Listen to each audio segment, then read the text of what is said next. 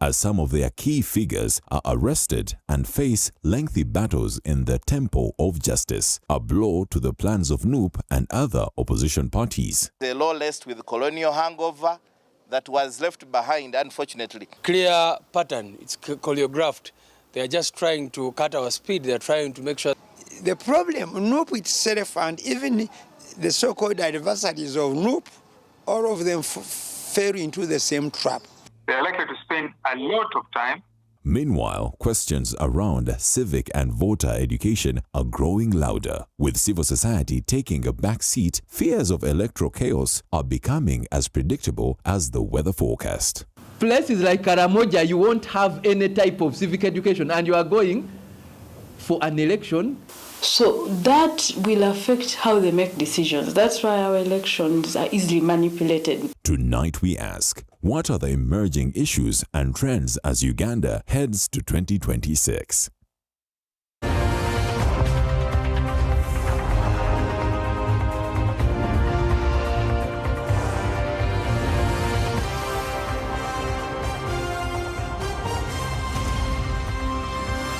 NBS Frontline.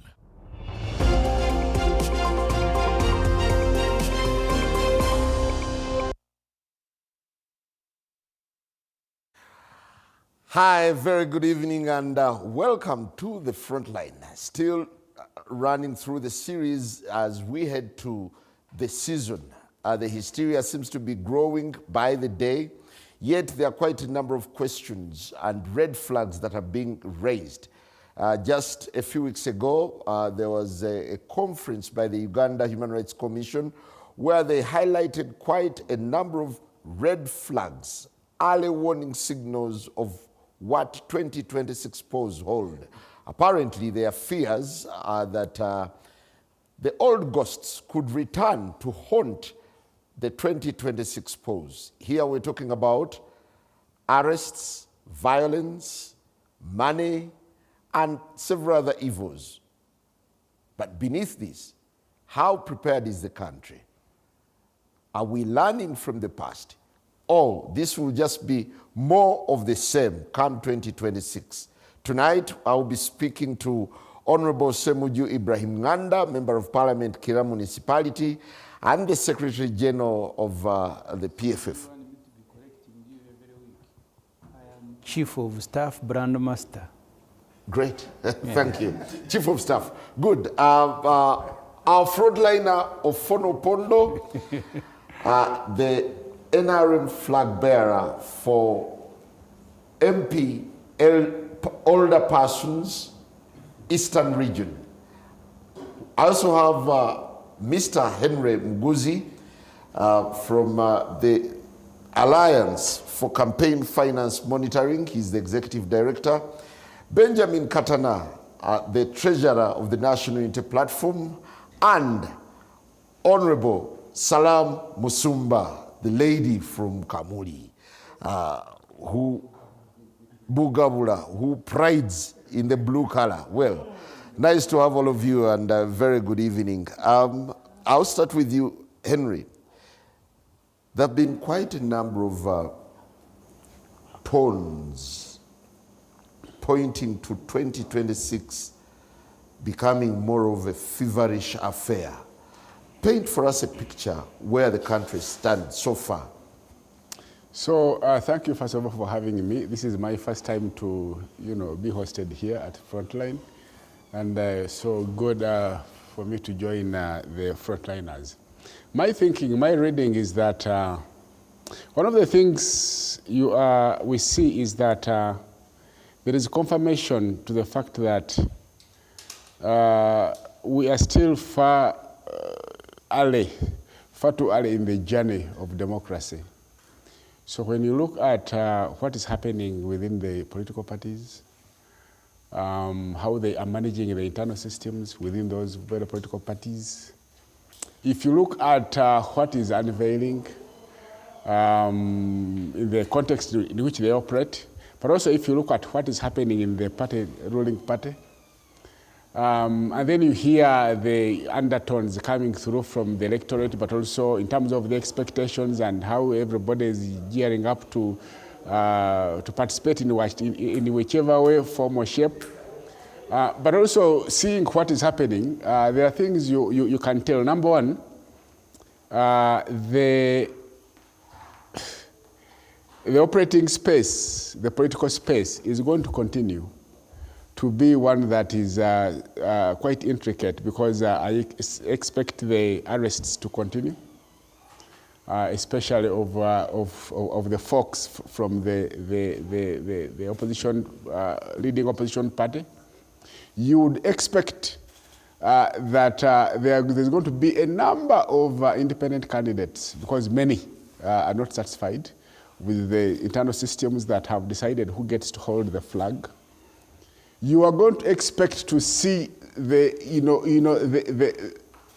spending we have seen in the party primaries, now move into the campaigns themselves, the official campaigns themselves. So that is going to happen. But most importantly, we are looking to see how the security forces are going to behave.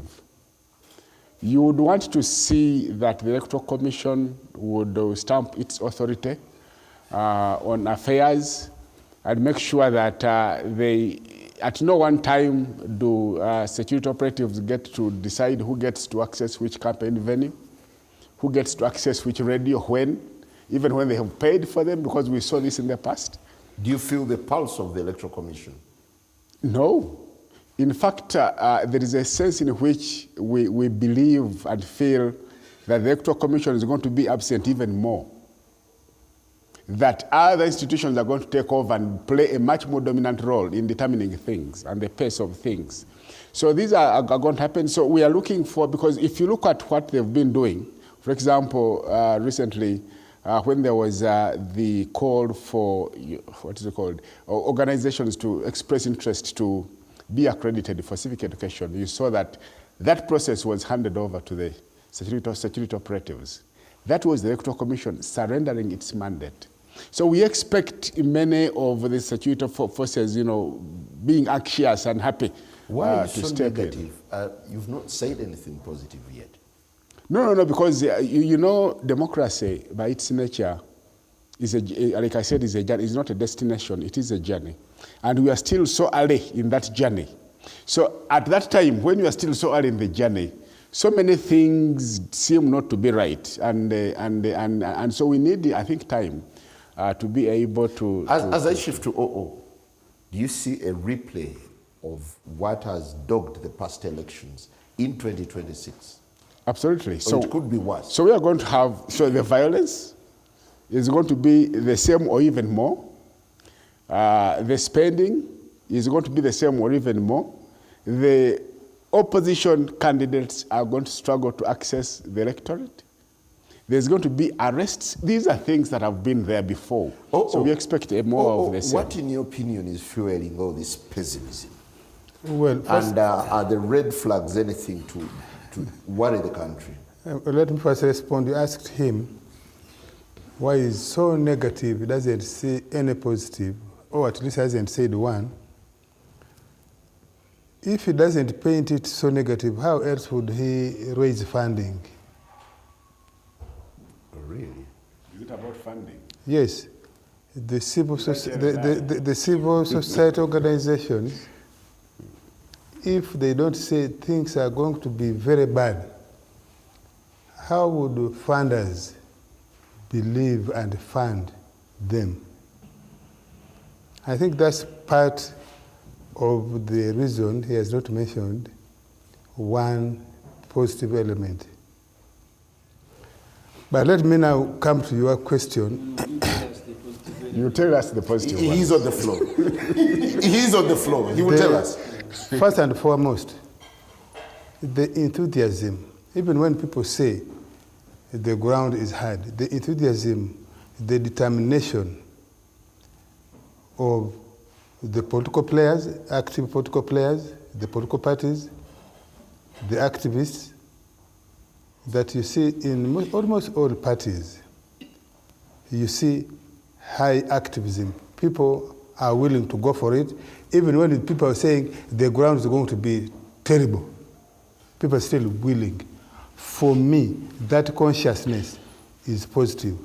It means, or it indicates to me, that those of us who are in charge of the country. They go to pick food where they are shooting. Yeah, can I speak? Those of us who are in charge of the country, who are running the country, ought now to be very conscious to know that no amount of impunity from our side will stop the citizens from trying to push the frontiers of democracy and freedom until they get it. So that now means we must walk back, we who are in charge of the state, we must walk back on certain areas where we are clearly doing the wrong things. For me, in that sense, that's a positive. Those are the red flags, you agree, right? I am saying they are positives. You can call them red flags, you can call them green flags. Even the green flags, green marking. When you are driving, you also see green light, it tells you to leave. The yellow light tells you pink. So for me, that's a positive. And to me, in a sense, it tells the NRM government the things we should be able to adjust for the good of everybody, so that the country does not explode in our hands. If the country explodes in our hands, then the blood, the deaths of many people who have sacrificed for this revolution, for, in Uganda we call it the 𝐀𝐍𝐈, the semblance, and actually the reality of the stability Uganda has attained. Those who are lying in unmarked graves around the country would have been in vain. That's how I see it. That's the positive, in my view.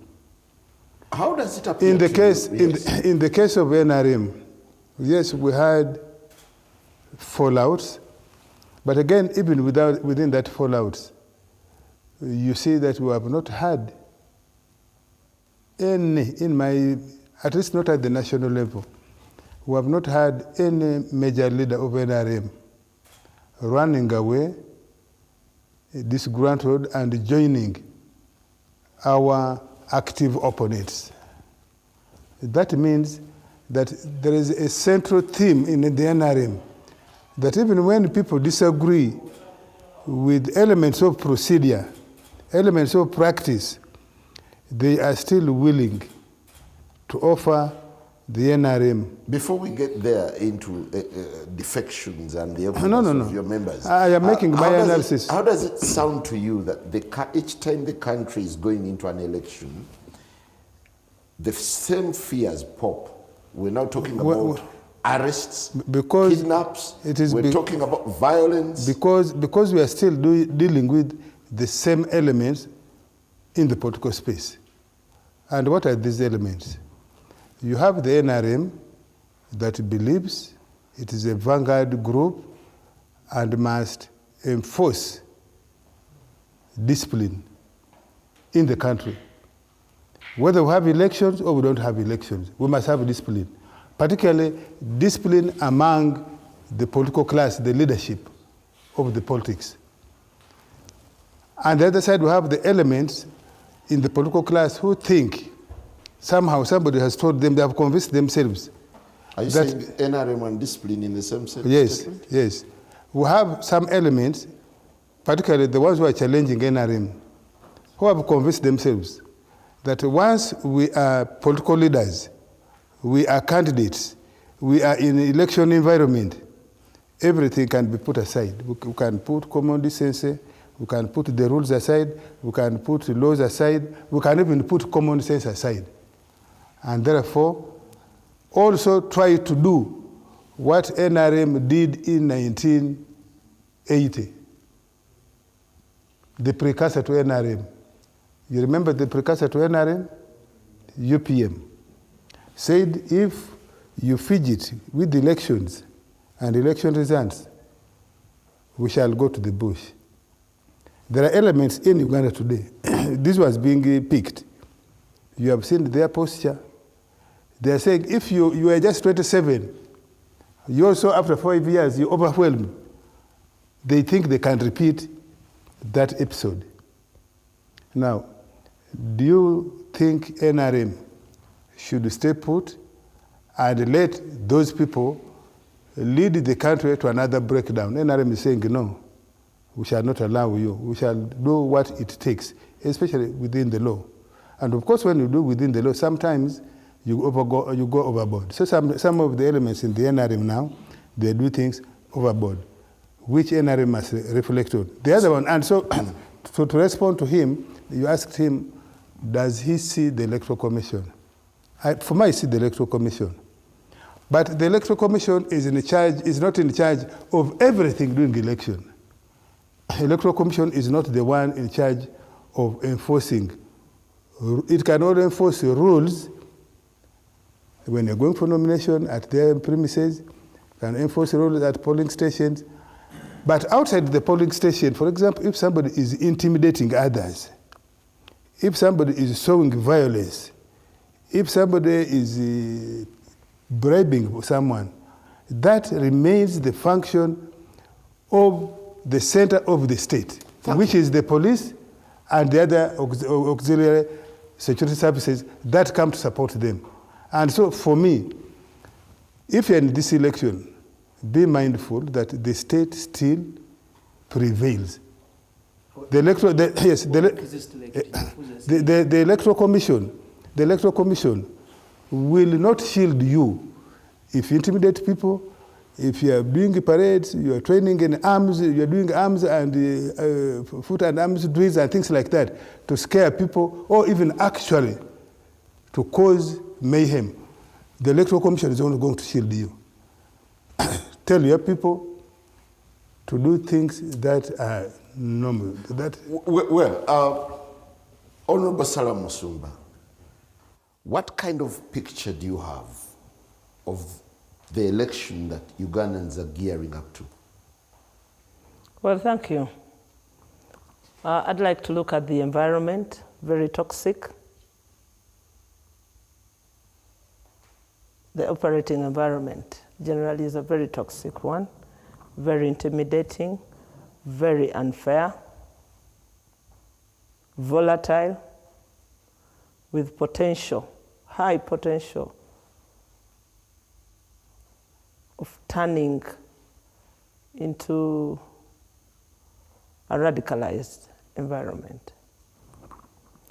I then want to look at the parties, because the parties are the biggest stakeholders in this. And in all the engagements of the Electoral Commission, they have received the least attention. The political infrastructure in place is not up to the mark to meet the bare minimum of a multi-party democracy. You look at the timing. The timing is like we just got to know that elections were around the corner. For all the 5 years that we have known the timetable and the likely preparations that were necessary, we have had the Electoral Commission, the so-called Independent Electoral Commission, sleeping on the job. They issued a roadmap. They have adjusted Even that. Though they have adjusted they it have twice? adjusted that. Is that 4 times? Yes. Not just 4 times. You can't count. Because one, they are not coded. Those communications are not coded. You can't refer to them.